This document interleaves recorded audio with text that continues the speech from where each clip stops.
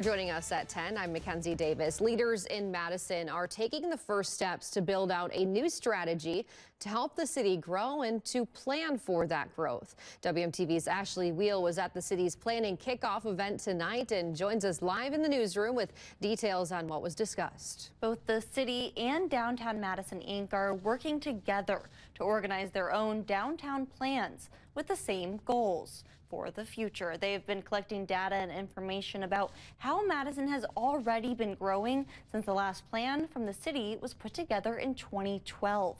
Since then, thousands of homes have been added, and the bus rapid transit system makes it easier to get downtown.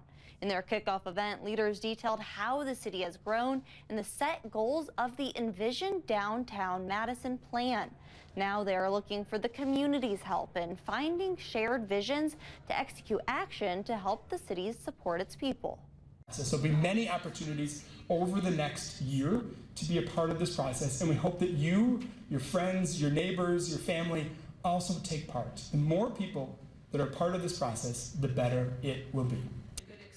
The project hopes to guide growth, public policy, and investments related to downtown Madison. Some goals already mentioned include supporting small businesses, transportation, housing, and community spaces. Live in the newsroom, Ashley Wheel, WMTV 15 News.